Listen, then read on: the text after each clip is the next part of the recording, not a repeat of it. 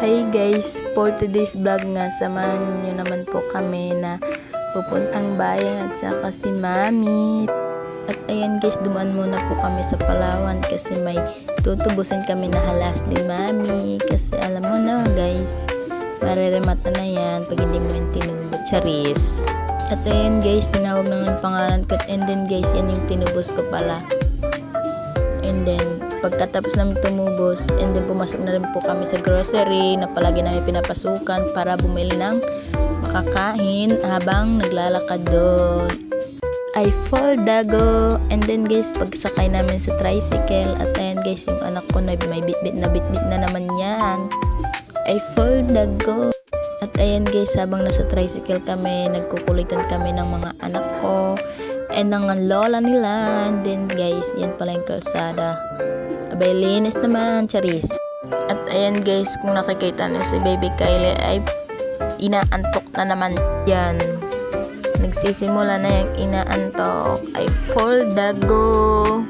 Ganyan yung talagang batang yan. Kahit ang lapit-lapit naman ang pinupuntan namin, inaantok talaga yan. Ultimo nga dalahikan, inaantok naman. Charis. Pero kahit ganyan yung mga anak ko, patulog-tulog lang sa daan, hindi yan maiiwan kahit mamamalengke lang talaga kami. Charis. I fall dago. At ayan guys, kinukulit pa nga ni nanay. Abay te, hindi yan nagpapaiwan kahit ganyan yan. Charis. Pag nakikita na si nanay nakabihis, ay fall dago na yan talaga. Charis. At ayan guys, nandito na po kami sa bayan. And then guys, kung nakikita nyo na may hawak-hawak na yung mga batang yung laruan na yan, kasi pagbaba namin nakita agad, kaya hindi matiis ng lola nila. Charis. At ayan guys, nakapili na sila and then binayaran na po namin. At ayan guys, pagkatapos namin magbayad, pumunta naman po kami sa Unitap. Ay fall dago. At ayan guys, kinukulit pa si Kylie, pinatakot yung parang multo-multo. At charis. At ayan guys, kung nakikita nyo sa likodan ko, marami ng pang design, pang Halloween and Christmas. Kasi nga guys, malapit na ang December and November. Charis, hinila agad. At ayan guys, pumipili na si nanay ng plato kasi yan ang pinunta niya dito. At ang baso ay fall dago. At ayan yung guys, yung baso niya. Palagi na siyang bumibiling baso guys, pero palagi talagang nasisira. Ay fall dago naman. Hindi nasisira, nawawala. Charis. At ayan guys, habang si nanay pumipili ng baso, pumunta naman po ako dito sa bilihan ng mga planggana.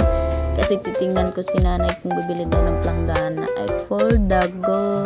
At ayan guys, nakikita ko na ang lagay ng mga rekado. At ayan guys, napaibig si nanay. Sabi ko, nay, kunin mo yung pink kasi katulad ng bahay mo. Sabi niya, ayaw kasi mga marites talaga. Charis. Dinamay talaga yung mga marites dyan. Abay, siyempre, updated yan sa buhay natin. Charis.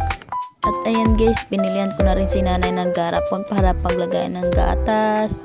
Kasi ang iniinom niya pang kape niya gatas. Alam mo na, si nanay kasi guys, nadala ko yan sa ospital. Matas daw ang pressure niya. Kaya ayun, pinagbawalan na ni Doc na uminom ng kape. Ay full dago. Kaya gatas na lang ang iniinom niya ngayon. At ayan guys, nag-ikot-ikot pa kami ni nanay para may mapili naman po kami na magaganda-ganda. Ay full dago na mga babaeng to. Puro sama-sama naman, wala naman pera. Charis. Abay, siyempre, rebleyan ni nanay. At ayan guys, pumili ako ng baunan. Sabi ni nanay, bilihin mo na. Pero guys, hindi ko nagustuhan kaya umalis na lang kami. At ayan guys, habang pumipili ako ng kutsara, nakita ko naman tong sandok na maliit. At ayun guys, napaibig. At ayan guys, kumuha na rin yung batang yan. Dalawa. And then pagkatapos namin pumili din sa loob, nagbayad na rin po si nanay sa cashier. At ayan guys, nakatitig sa akin si ate, natawa na lang guys. Kasi tinatanong kung vlogger daw po ako. At sabi ko naman po, opo, nagsisimula lang po. Charis! At ayan guys, total na binayadan namin. Then guys, paglabas namin malakas pala yung ulan. At yan guys, pumunta pa kami sa third floor para pumili ng payong. Ay full dago. At ayan guys, si Sabi hindi nagpapahuli yan. May ibinigay yun sa akin payong guys. At ayan guys, may binigay na nga payong sa akin para daw sa kanya. For the go, pumili ng sarili. At ayan guys, tawang-tawa na silang dalawa kasi sabi ni lola niya ay pilian ko na daw sila. I for the go, charis! At ayan guys, kung nakikita nyo kasi na alam mo ba, napapangitan ba ko sa design? Charis! Kaya for the pili ng mga person na to. At ayan guys, pinakita ko sa kanila ang dalawang labubo kasi paborito nila yan panoodin. Charis! I for the go. At ayan guys, kung nakikita yung dalawang yan nasayaw-sayaw pa kasi sobrang happy sila. And then guys, napili ni Kylie ay Kuromi and si Sabi ay Labubo. I for the go. At ayan guys, kung naririnig nyo, sinasabihin yung kapatid niya na panglalaki daw yung isang Labubo. At ayan na guys, binalik na nga sa akin, kinuha na nga yung Kuromi.